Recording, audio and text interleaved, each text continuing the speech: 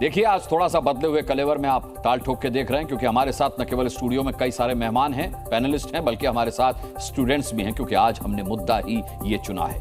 आज ताल ठोकेंगे देश के भविष्य के लिए, और देश का भविष्य कौन है? वो लाखों बच्चे जो पढ़ लिख कर अपना और देश का भविष्य बनाना चाहते हैं, लेकिन हो क्या रहा है? हो क्या रहा है? उनके भविष्य से खिलवाड़ हो रहा है। भविष्य से खिलवाड़ के ऐसे ही आरोप नीट का इम्तिहान देने वाले लाखों बच्चे और उनके मम्मी पापा लगा रहे हैं। शहर शहर धरना दे रहे हैं ताकि नीट के एग्जाम का क्लीन परिणाम, साफ परिणाम, निष्पक्ष परिणाम उनके सामने आ सके। आरोप है कि नीट की परीक्षा में सही मार्किंग नहीं की गई और मार्किंग में बड़ा गड़बड़ घाला किया गया। एनटीए की तरफ से ग्रेस मार्क्स भी दिए गए थे, जिन पर आज सुप्रीम कोर्ट ने बड़ा फैसला सुनाया। कहा कि सभी 1563 ग्रेस मार्क्स पाने वाले बच्चों का 23 जून को दोबारा इम्तिहान होगा और उनकी परीक्षा परिणाम भी 30 जून तक जारी किया गया। ग्रेस मार्क्स को लेकर नीट की परीक्षा देने वाले बच्चे लगातार सवाल उठा रहे थे। तो क्या मामला खत्म हो गया? नहीं, अभी भी ग्रेस मार्क्स को लेकर सवाल बाकी हैं। कहा जा रहा है कि बहुत से बच्चों को लेट पेपर दिया गया, लेकिन ग्रेस मार्क्स सिर्फ 1563 बच्चों को ही दिया गया। क्यों? सवाल रैंकिंग को लेकर भी उठ रहा है कि आखिर सिर्फ 20% छात्रों के बढ़ जाने से पिछले वर्ष के मुकाबले उतने ही नंबर पाने वाले बच्चों की रैंकिंग 4 गुना तक कैसे लुढ़क गई? ऐसे ही अनगिनत सवाल नीट की परीक्षा को लेकर हैं, और इसीलिए आज हम छात्रों के सवाल सरकार से लेकर नीट परीक्षा कराने वाले जिम्मेदार लोगों तक पहुंचाने की कोशिश करेंगे।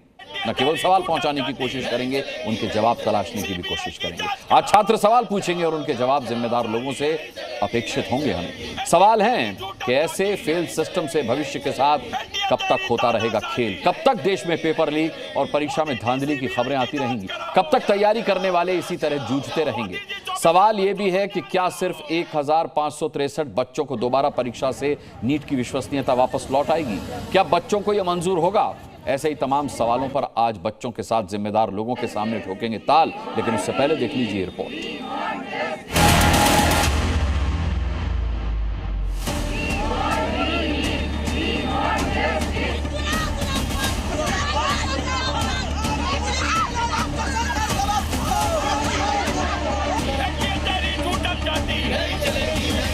उम्मीद लेके पढ़ाई की, हम बच्चों का क्या होगा सर? मेहनत करने के बाद ऐसा होता है, मैंने सोचा कि मेरा रैंक 4000 तक आएगा, लेकिन 20000 तक रैंक आया। दाल में नमक खाते थे, अब की नमक में दाल खा लिए हैं और बहुत हुआ है, और इसको कैंसिल करके एग्जाम कराएं। पेपर लीक पे सीबीआई इन्वेस्टिगेट करे तो पता लग जाएगा। कुछ ना कुछ तो हुआ है। ये 1500 से ज़्यादा अमाउंट है जिसमें ग्रेस मार्क्स दिए गए हैं। एनटीए टेस्टिंग एजेंसी है कि एक स्कैम एजेंसी है जो बच्चों के साथ स्कैम कर रही है? तो क्या एनटीए और भी ऐसे बहुत चीज़ें करता है जो हमें पता नहीं चलती? क्या और डिस्पेरेंसीज है जो एक बार हमें अंदर घुस के देखनी चाहिए? जिस एजेंसी के नेतृत्व में ये पूरा स्कैंडल हुआ, उसी को जांच करने की जिम्मेवारी दे दी, तो ये किस प्रकार का ठोस कदम हुआ? कोई पेपर लीक नहीं। बिहार में अरेस्ट हुआ है, दिल्ली में भी अरेस्ट हुआ है, दिल्ली में भी अरेस्ट हुआ है। मैं आपको विनम्रता से कहूं, पेपर लीक की कोई घटना की कोई पुख्ता प्रमाण नहीं है। तो सरकार तनख्वाह न देना पड़े, नौकरी में लोग ना आ सके, तो पेपर लीक नहीं होते, लीक कराए जाते। नीट एक कॉम्पिटेंट एग्जामिनेशन करने वाला अथॉरिटी बन चुकी है। सदन में जेपीसी से जांच का ये मामला उठाएंगे। किसी का मन में भी असंतोष है, किसी का मन में कोई दुविधा है, किसी का पास कोई प्रश्न है, उसको भी एड्रेस करना चाहिए।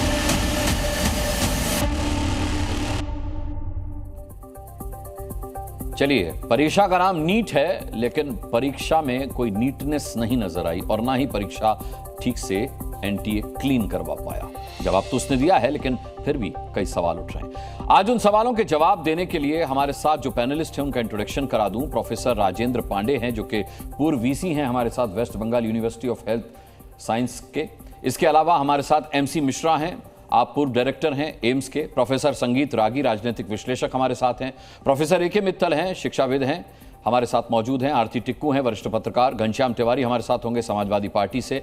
अभय दुबे इसके अलावा हमारे साथ हैं, कांग्रेस के प्रवक्ता। तो चलिए, सबसे पहले मैं अभय दुबे जी का ही रुख कर लेता हूं और यहां एक चीज मैं भूल गया, हालांकि मैं पहले बता चुका हूं, यहां पर हमारे साथ स्टूडियो में स्टूडेंट्स भी मौजूद हैं, उन्हें भी आप एक विंडो में देख पा रहे हैं। चलिए शुरू करते हैं ताल ठोक के, और सबसे पहले अभय दुबे का रुख। अभय दुबे जी, एनटीए ने सफाई दे दी, 1563 छात्रों की दोबारा परीक्षा होगी, री एग्जाम होगा, 23 को परीक्षा होगी, 30 को रिजल्ट भी आ जाएगा।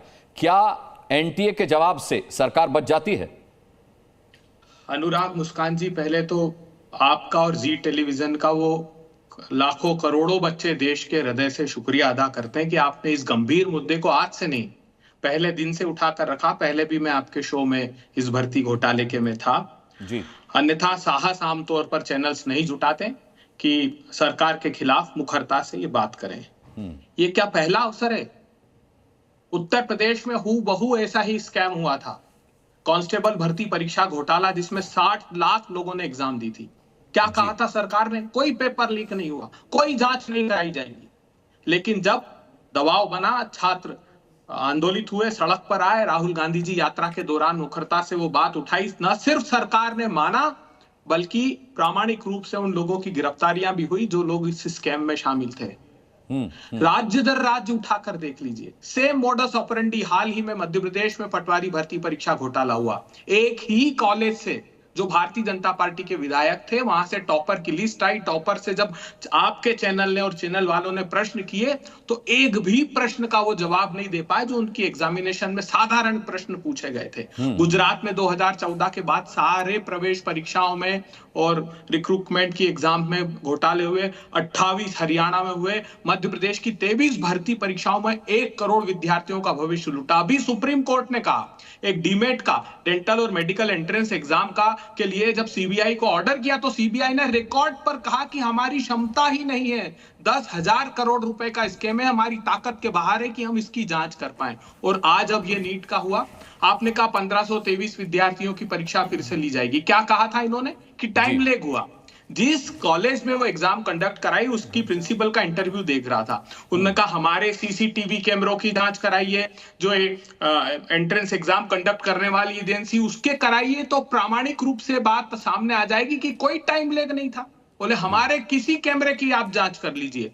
तो फिर ये स्कैम को आखिर इतने बड़ा आकार किन लोगों ने दिया? और ये बात व्यापक रूप से सबके सामने है कि पेपर लीक हुआ था। सरकार को हर हाल में, अगर अब भी चाहती है सरकार कि छात्रों की इन परीक्षाओं में आस्था बरकरार रहे, देश की आस्था बरकरार रहे, बहुत गरीब छात्र, कोई माँ का मंगलसूत्र बेच देता है प्रधानमंत्री, कोई अपने गांव की जमीन गिरवी रखकर शहर में वर्षों तैयारी कर रहा है, उनकी भावनाओं की कद्र कीजिए और कम से कम निर्णय कीजिए। आप ट्वीट तो करिए प्रधानमंत्री जी, आप ट्वीट तक नहीं करते संवेदनशील विषय पर, और सरकार के प्रतिनिधि आकर कह देते हैं कोई स्कैम नहीं हुआ। जांच कौन करेगा? सरकार का प्रतिनिधि तो आज हमारी डिबेट में भी नहीं है। अभय दुबे जी, दुर्भाग्य की बात है कि भारतीय जनता पार्टी ने इस विषय में अपना प्रवक्ता नहीं दिया, लेकिन संगीत रागी जी का मैं जरूर रुख करूंगा क्योंकि सरकार के चहेते रहे हैं और अक्सर पक्ष रखते रहे। संगीत रागी जी सही कह रहे हैं, बहुत गरीब लोग, बहुत गरीब छात्र आते हैं ऐसी परीक्षा देने के लिए, सालों की मेहनत होती है और ऐसी धांधली, मतलब अनबिलीवेबल। और एनटीए की तरफ से कुछ एक सवालों पर सफाई दे दी जाती है, मामला रफा दफा मान लिया जाए। अरे जब पेपर लीक ही नहीं हो तो गिरफ्तारी किस बात की हो रही है? अनुराग जी, सबसे पहले तो मैं कह दूं कि ये बहुत बड़ा आप हम पर आरोप लगा रहे हैं। सरकार के चहेते में सरकार का कोई चहेता नहीं हूँ, पहले मैं बहुत साफ कर दूं। मैं जो कुछ भी बोलता हूँ हिंदुत्व की बात और हिंदू इंटरेस्ट के लिए मैं हमेशा बोलता रहूँ। एक, मैं अपनी बात यहीं से शुरू करूँगा। एक शिक्षाविद होने के नाते मुझे बहुत दुख होता है जब इस प्रकार की चीज़ें सुनते हैं। तो नीट के अंदर जिस प्रकार से आरोप आए हैं, एक एक सेंटर से 6-6 लोग टॉपर निकल जा रहा है, उनकी मार्क्स एक जैसी है, कई सेंटर्स आए हैं, कई सवाल खड़े हुए हैं। और मुझे लगता है कि सरकार को जिम्मेदारी से भागना नहीं चाहिए। सरकार को बहुत स्पष्टीकरण इस पर बिल्कुल देना चाहिए जो सरकार ने दिया है। सरकार को अभी तक जितनी सूचनाएं प्राप्त है उसके अनुसार से कोई इसमें घपला नहीं हुआ है। या तो घपला हुआ है उसका प्रमाण लाया जाए, तो मुझे लगता है यदि लाया जाता है, या सरकार को इसमें जांच करा करके घपले को पर्दाफाश करना चाहिए यदि कुछ ऐसा हुआ है। तो एक बात निकल करके आई है कि जो ग्रेस मार्क जो दिया है एनटीए ने, अभी तक ये समझ में नहीं आया है कि उन बच्चों को ग्रेस मार्क किस आधार पर दिया गया था। ये बात अभी तक किसी को समझ में नहीं आई है। और एनटीए ने जो जवाब दिया है वो भी बड़ा संतोषजनक नहीं है। इतना मैं कह सकता हूं कि मुझे लगता है इसमें और पारदर्शिता की आवश्यकता है और इस पर राजनीति नहीं करनी चाहिए। मैं इसलिए कह रहा हूं कि ये कोई पहली दफा नहीं हो रहा है। मैं आपसे फिर कह रहा हूं, जब राजस्थान, बड़ी मुश्किल से विपक्ष को कोई मुद्दा मिलता है और आप कहते हैं राजनीति नहीं करनी चाहिए। मैं अपनी बात कह लेता हूं। देखिए, जब राजस्थान में कांग्रेस पार्टी की सरकार थी वहां भी पेपर लीक हुआ करते थे। मैं इसका मतलब ये नहीं कहता हूं कि इसका मतलब कि भारतीय जनता पार्टी की सरकार है तो उस समय पेपर लीक होना और इसको जस्टिफाई किया जाए कि चूंकि पहले सरकारों के समय होती थी तो इस आज भी हो। उत्तर प्रदेश जब मुलायम सिंह की सरकार थी तो उस समय भी, अखिलेश यादव की जब सरकार थी उस समय भी पेपर लीक हुआ करते थे और एक एक नहीं 14 पेपर लीक हुए थे जब उनकी सरकार थी तब। तो ये नहीं, हमको अगर, मुझे लगता है ये एक सिस्टेमिक फेलियर जैसा हमको सामने दिख रहा है। मुझे एक बड़ा अच्छा मॉडल दिखाई देता है बिहार सरकार का जो नीतीश जी ने लागू किया। वो एक अद्भुत है, बहुत ही पारदर्शी है। मुझे लगता है कि सरकार को और पूरे समाज को इस पर एक संतुलित विचार करना चाहिए। इससे छात्रों का, करोड़ों छात्रों का, लाखों छात्रों का इससे भविष्य जुड़ा हुआ है। इस बात से मैं सहमत हूं। जी न्यूज़।